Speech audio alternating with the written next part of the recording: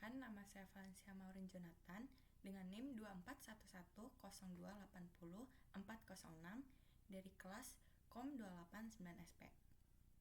Pada video kali ini, saya akan mempresentasikan hasil dari coursework 2 Individual Assignment dari mata kuliah Introduction to Communication Studies and Theories. Pada video kali ini, saya akan menjelaskan 4 poin penting yang terdapat dalam presentasi. Yang pertama, ada teori komunikasi Shannon dan Weaver. Yang kedua, ada unsur teori komunikasi Shannon dan Weaver. Yang ketiga, konsep dasar teori komunikasi Shannon dan Weaver. Dan yang terakhir dan tentunya adalah contoh penerapan teori komunikasi Shannon dan Weaver dalam kehidupan sehari-hari. Menurut Shannon dan Weaver, komunikasi adalah suatu proses interaksi manusia yang saling mempengaruhi satu sama lain, baik secara sengaja maupun tidak sengaja. Dan tidak terbatas pada bentuk komunikasi verbal, namun juga pada bentuk komunikasi nonverbal, seperti ekspresi muka, lukisan, seni, dan teknologi. Namun, perlu ditekankan bahwa teori komunikasi Shannon dan Weaver digunakan untuk hal-hal yang bersifat teknik, seperti telekomunikasi, radio, televisi, atau hal-hal yang bersifat media massa. Sehingga teori komunikasi Shannon dan Weaver berfokus pada proses transmisi pesan, di mana sumber mengkodekan pesan yang kemudian pesan tersebut dikirimkan melalui saluran ke penerima. Selanjutnya ada unsur teori komunikasi Shannon dan Weaver. Yang pertama adalah sumber atau source atau bisa kita sebut sebagai komunikator. Sumber merupakan dasar yang digunakan dalam penyampaian pesan, yang dapat berupa orang, lembaga, buku, ataupun dokumen sekalipun. Yang kedua, pesan atau message. Pesan merupakan segala sesuatu yang disampaikan oleh seseorang dalam bentuk simbol yang dipersepsikan dan diterima oleh khalayak dalam kesatuan makna. Pesan ini dapat disampaikan secara tatap muka ataupun melalui saluran komunikasi. Pesan ini biasanya dapat berupa informasi, ilmu pengetahuan, hiburan, nasihat, ataupun propaganda. Yang ketiga, media. Media merupakan saluran penyampaian pesan yang dapat dikategorikan dalam media komunikasi umum dan media komunikasi massa. Di dalam media komunikasi massa dapat dikategorikan lagi dalam bentuk pers, radio, film, dan televisi. Yang keempat, penerima atau receiver atau dapat kita sebut sebagai komunikan. Penerima merupakan pihak yang menjadi sasaran pesan yang telah disampaikan oleh source melalui sebuah media. Dan yang kelima adalah pengaruh. Pengaruh merupakan perbedaan antara apa yang dipikirkan, dirasakan, dan dilakukan oleh penerima sebelum dan sesudah menerima pesan.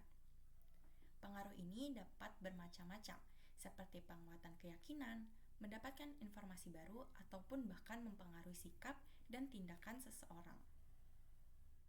Kemudian ada kunci atau konsep dasar dari teori komunikasi Shannon dan Weaver. Yang pertama adalah gangguan atau noise. Di dalam proses komunikasi, noise berperan sebagai setiap stimulus tambahan yang tidak dikehendaki dan dapat mengganggu kecermatan pesan.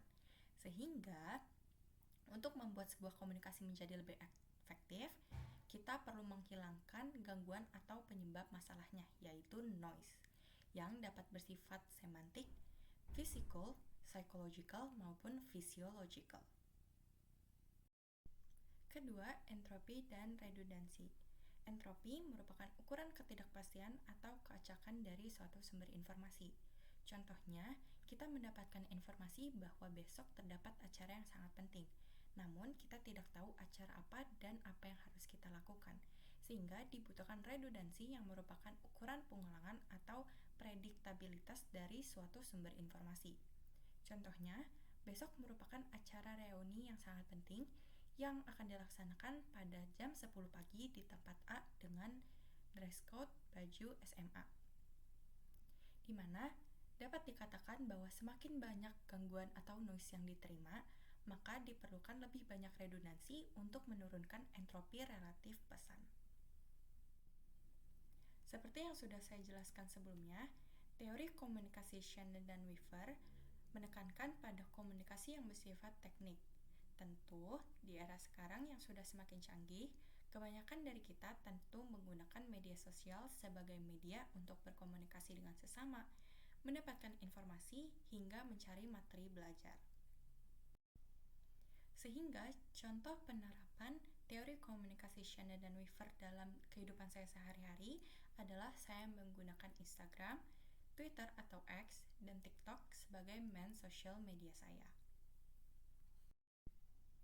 Pada platform Instagram dan X, biasanya saya menggunakan kedua platform tersebut untuk mencari hiburan dengan melihat berbagai konten-konten dan Instagram Story atau thread menarik yang dipost oleh teman saya maupun orang lain. Tidak hanya itu, saya juga menggunakan Instagram dan X sebagai wadah untuk berkomunikasi dengan teman, dengan mereply story atau note di Instagram ataupun mereply thread yang dipost oleh teman saya, meninggalkan komen dalam postingan feed yang diunggah, atau sekedar bertukar pesan melalui direct message atau DM. Saya juga menggunakan Instagram dan X untuk mencari informasi-informasi terupdate dengan mengikuti profil yang informatif seperti USS Field dan Volcative. Tidak hanya untuk mencari informasi, hiburan, dan bertukar pesan, saya juga menggunakan platform Instagram dan X untuk mengupdate kehidupan saya melalui story dan postingan feed di second account, sehingga dapat dikatakan bahwa saya berkomunikasi secara tidak langsung atau berinteraksi secara tidak langsung dengan teman-teman saya yang ada di second account. Dan hal yang saya lakukan di Instagram, saya lakukan juga di X. Dan pada platform TikTok, biasanya saya menggunakan platform tersebut untuk mencari hiburan ataupun rekomendasi-rekomendasi tempat nongkrong, bahkan hingga produk ataupun lagu. Pada beberapa konten hiburan, saya juga menyebut atau mengetag teman saya dalam komentar video TikTok tersebut agar teman saya dapat melihat video tersebut. Sehingga saya dan teman saya dapat membangun komunikasi yang sama melalui proses komunikasi melalui konten TikTok tersebut. Sekian presentasi yang dapat saya jelaskan pada video kali ini. Semoga informasi yang saya jelaskan dapat berguna, dan mohon maaf bila ada kata-kata yang kurang berkenan, baik sengaja maupun tidak sengaja. Terima kasih.